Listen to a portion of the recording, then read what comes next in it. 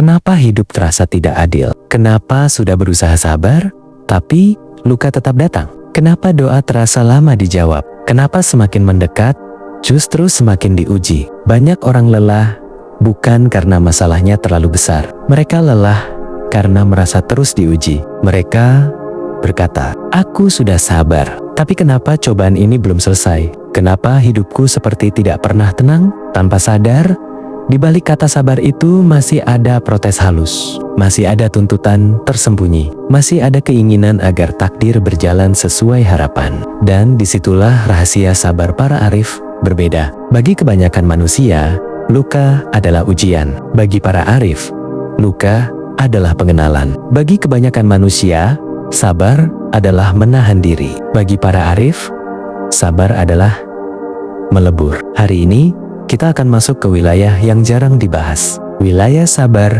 dalam makom ma'rifat. Wilayah di mana luka tidak lagi dianggap hukuman, bukan pula sekadar ujian, tetapi sebagai bentuk tajali, penampakan kehendak Tuhan dalam kehidupan. Sabar yang kita kenal selama ini, kita diajarkan sabar sebagai ketahanan. Tahan marah, tahan kecewa, tahan kehilangan, tahan hinaan, tahan kekurangan. Sabar selalu identik dengan menahan, seolah-olah hati ini seperti wadah yang penuh tekanan. Dan sabar adalah kemampuan tidak meledak. Tapi, apakah itu sabar yang sesungguhnya? Jika sabar masih terasa berat, jika sabar masih terasa seperti beban, jika sabar masih terasa seperti perjuangan yang menyiksa, maka itu belum sabar dalam pengertian para arif. Itu masih sabar dalam wilayah ego. Ego yang berkata, "Aku sedang diuji, aku sedang kuat, aku sedang bertahan, masih ada aku di sana." Dan selama aku masih merasa pusat cerita, selama itu pula sabar terasa berat, luka, dan cara pandang. Coba perhatikan ini. Saat sesuatu menyakitkan terjadi, pikiran langsung bertanya, "Kenapa aku? Apa salahku? Apa dosaku? Kapan ini selesai?" Itu manusiawi, itu wajar. Namun dalam ma'rifat, pertanyaan berubah. Bukan lagi, "Kenapa aku?" tetapi, "Apa yang sedang Allah perlihatkan melalui peristiwa ini?" Perubahan kecil dalam pertanyaan ini adalah lompatan besar dalam kesadaran. Disinilah perbedaan antara sabar biasa dan sabar para arif. Sabar biasa masih berpusat pada diri. Sabar para arif berpusat pada kehendaknya. Saat luka, tak lagi dianggap ujian. Kita sering menyebut musibah sebagai ujian. Ujian untuk naik derajat. Ujian untuk menghapus dosa. Ujian untuk membuktikan iman. Itu benar. Tapi itu masih tahap awal. Pada tahap marifat, luka tidak lagi sekadar ujian. Luka adalah tajali. Tajali adalah penampakan sifat-sifat Tuhan dalam kehidupan hamba. Saat kehilangan datang, mungkin sifat Al-Hakim sedang bekerja. Saat ditunda, mungkin sifat Al-Latif sedang menyusun sesuatu yang tak terlihat. Saat dihancurkan, mungkin sifat Al-Jebar sedang merapikan ulang jiwa yang retak. Para arif tidak lagi melihat peristiwa sebagai gangguan. Mereka melihatnya sebagai pengajaran langsung.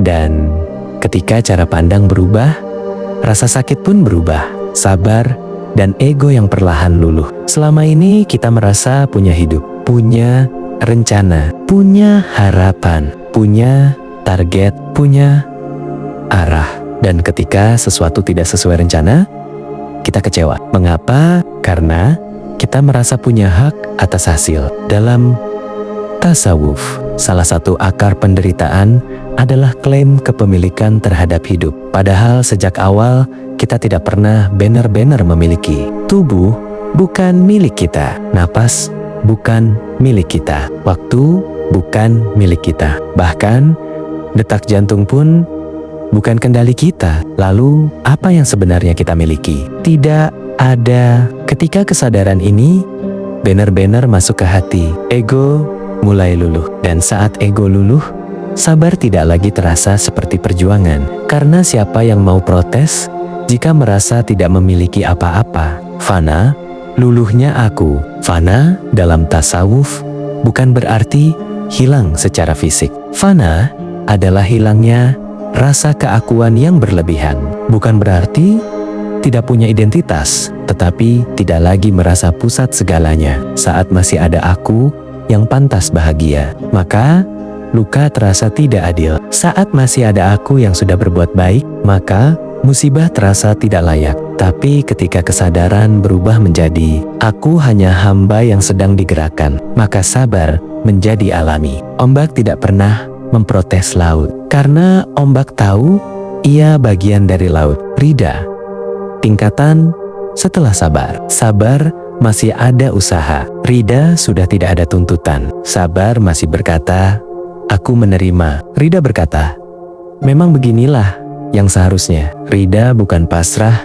tanpa usaha. Rida adalah tenang tanpa protes. Rida tidak menghapus air mata, tapi menghapus pemberontakan batin. Disinilah luka berubah fungsi. Luka bukan lagi ujian yang ingin cepat selesai. Luka menjadi ruang perjumpaan. Kalbun salim, hati yang tidak menyalahkan. Kalbun salim adalah hati yang bersih. Bersih dari iri, bersih dari dendam, bersih dari protes tersembunyi kepada Tuhan. Banyak orang terlihat sabar di luar, tapi di dalam hatinya masih bertanya dengan nada menggugat. Itu bukan kalbun salim. Hati yang selamat tidak sibuk mempertanyakan takdir. Ia sibuk menyaksikan makna. Dan saat hati mulai menyaksikan, sabar menjadi ringan. Analogi yang sederhana, tapi dalam. Tanah menerima hujan tanpa memilih. Ia tidak berkata, kenapa aku kebanjiran? Kenapa aku kering? Ia hanya menerima. Cermin tidak menyimpan bayangan. Siapapun yang lewat, ia pantulkan. Setelah itu, kosong kembali. Begitulah hati para arif. Peristiwa datang, rasa hadir. Air mata mungkin jatuh, tapi hati tidak menyimpan. Dan karena tidak menyimpan, tidak ada beban. Mengapa kita masih berat bersabar? Karena kita masih ingin mengatur, kita ingin bahagia dengan cara kita ingin kaya dengan waktu kita ingin sembuh dengan versi kita ingin doa dijawab sesuai bayangan kita. Selama keinginan mengatur itu kuat, selama itu pula sabar terasa berat. Sabar bukan berat karena masalahnya besar. Sabar berat karena ego masih ingin memegang kendali. Sabar bukan diam, tapi sadar. Sabar bukan berarti tidak berusaha. Para arif tetap bekerja, tetap berjuang, tetap berdoa. Namun di dalam hati tidak ada kepanikan, tidak ada rasa takut berlebihan, tidak ada kecemasan yang merusak. Karena mereka tahu hasil bukan wilayahnya. Wilayahnya hanya usaha dan kesadaran. Saat luka menjadi jalan pengenalan. Ada orang yang mendekat kepada Tuhan karena nikmat, ada yang mendekat karena luka. Dan seringkali luka lebih efektif. Luka mematahkan kesombongan. Luka menghancurkan ilusi kontrol. Luka membuat manusia sadar akan kelemahannya. Dalam kehancuran itulah ma'rifat sering lahir. Karena ketika tidak ada lagi yang bisa diandalkan, hanya Dia yang tersisa. Dan saat hanya Dia yang tersisa, sabar tidak lagi perlu dipaksakan. Mungkin selama ini kita salah paham. Mungkin selama ini kita mengira sabar adalah menahan rasa sakit sampai diganti kebahagiaan. Padahal sabar sejati adalah melihat kehadiran Tuhan di tengah rasa sakit itu sendiri.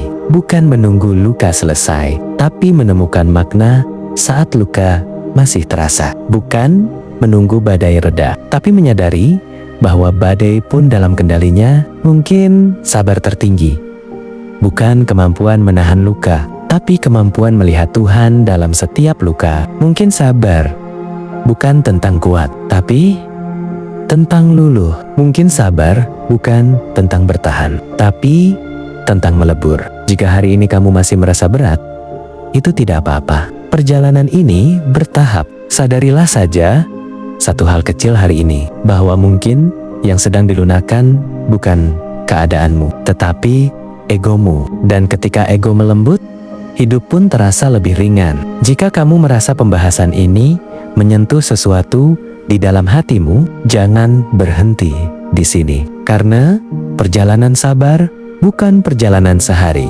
Ia adalah perjalanan seumur hidup. Di nafas baru, kita tidak hanya belajar tentang kata-kata indah. Kita belajar tentang membenahi cara pandang. Kita belajar melihat hidup dari kedalaman. Kita belajar mengenal diri agar lebih mudah mengenalnya. Jika kamu ingin terus menumbuhkan kesadaran, jika kamu ingin belajar sabar tanpa menekan diri, jika kamu ingin memahami luka sebagai jalan pulang, bergabunglah bersama Nafas Baru. Subscribe, aktifkan pengingat, bagikan kepada mereka yang sedang lelah bersabar. Karena mungkin bukan hidupmu yang terlalu berat, mungkin hanya cara pandangmu yang belum pulang. Dan di setiap napas yang kamu hirup, semoga ada kesadaran baru yang tumbuh. Ini bukan sekadar konten, ini perjalanan pulang bersama Nafas Baru.